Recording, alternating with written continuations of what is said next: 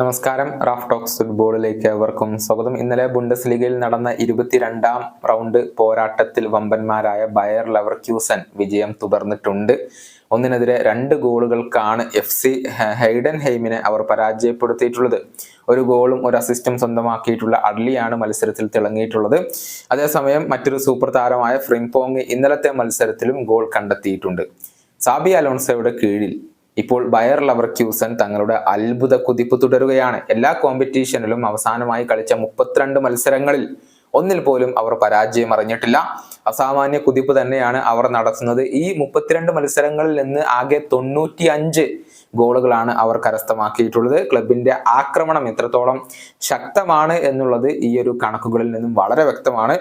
ബയറിന്റെ right wing back പൊസിഷനിൽ കളിക്കുന്ന ഫ്രിംപോങ്ങിന്റെ പ്രകടനം ഇപ്പോൾ ഫുട്ബോൾ ലോകത്തെ അമ്പരപ്പിക്കുകയാണ്.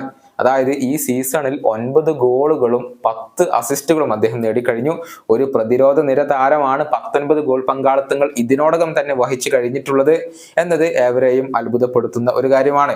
നിലവിൽ ജർമ്മൻ ലീഗിൽ 1ാം സ്ഥാനത്ത് തുടരുന്നത് ബയർ ലെവർക്യൂസൻ തന്നെയാണ്. 22 മത്സരങ്ങളിൽ നിന്ന് 58 പോയിന്റാണ് അവർക്കുള്ളത്.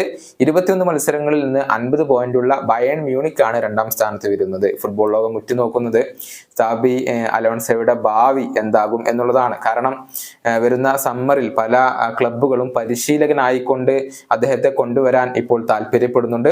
ലിവർപൂളും FC ബാഴ്സലോണയും ഒക്കെ തങ്ങളുടെ താല്പര്യം പ്രകടിപ്പിച്ചു കഴിഞ്ഞിട്ടുണ്ട്.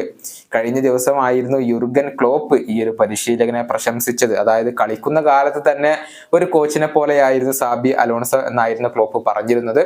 ഏതായാലും ഇത്തവണത്തെ ജർമ്മൻ ലീഗ് കിരീടം ബയർ ലെവർക്യൂസന് നേടിക്കൊടുക്കാൻ കഴിഞ്ഞാൽ അത് സാബി അലോൺസോയെ സംബന്ധിച്ചിടത്തോളം വലിയ ഒരു നേട്ടം തന്നെയായിരിക്കും. ഈ വീഡിയോയുടെ അവസാനിപ്പിക്കുന്നു. മറ്റൊരു വീണ്ടും കാണാം.